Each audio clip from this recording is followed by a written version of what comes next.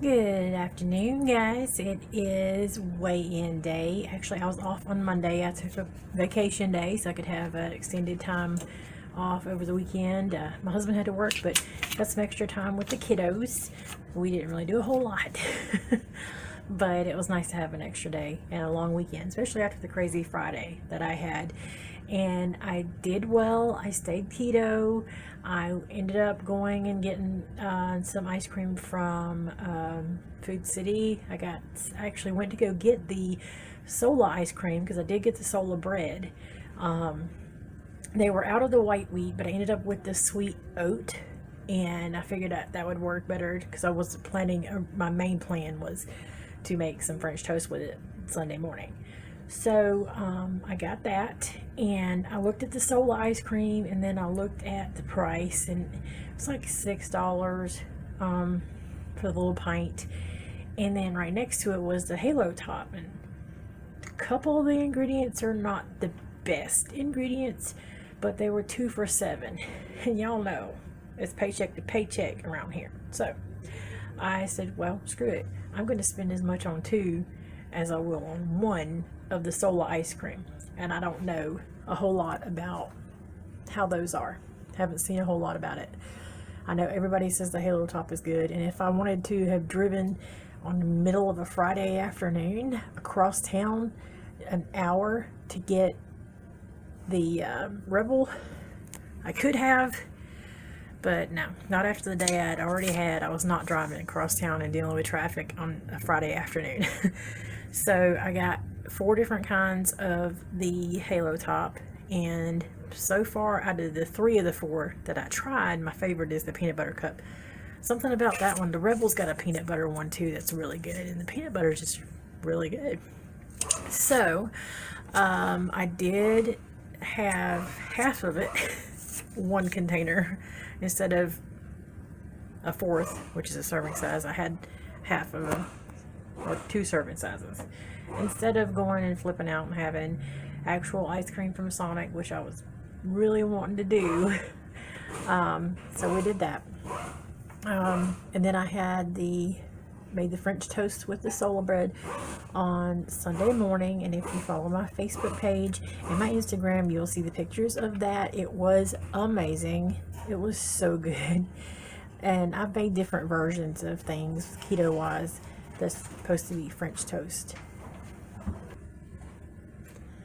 Typical. Yeah, somebody comes up and like, nobody bothers me all day. I always want to try and do a video. Anyway, I've made all kinds of keto versions of stuff that's supposed to be like French toast using, egg loaf. I love egg loaf, but I don't make it a whole lot. Different things like that that's supposed to be used with almond flour and things, and they were good, but this is really good because it actually tasted like bread.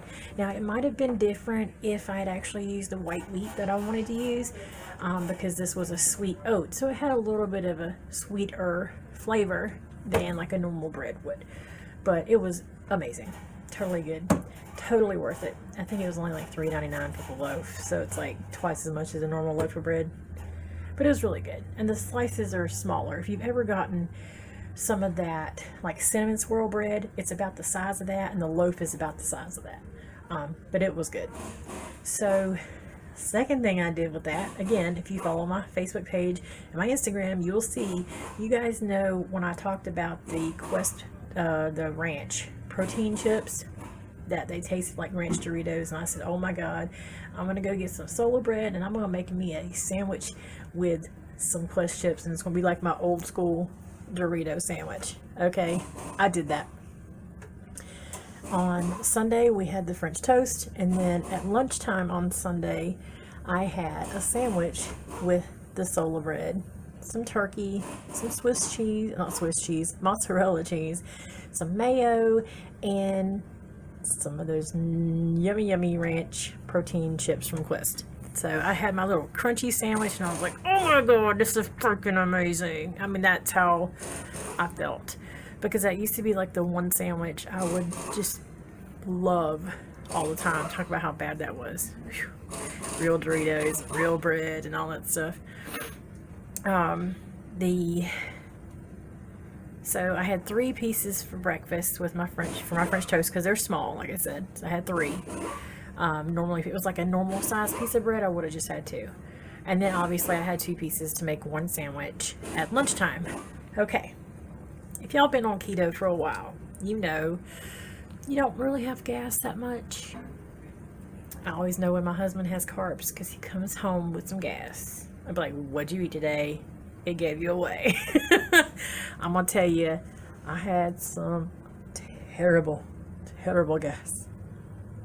Terrible gas. 5 pieces in all day is too much. Now, I will say, since I was off yesterday, I did have another one of those sandwiches for lunch. Just a tiny bit of gas yesterday. Not much. But I'm just telling you, little warning if you eat that bread. Because I mean, it does have some carbs. My carbs were up. The net carbs are still, you know, even the before net carbs are still higher than what you would normally eat in a day. But I would say it's good if you end up feeling like you're in a situation where you're going to eat something that's worse, like the actual thing. You're better off to get something like that.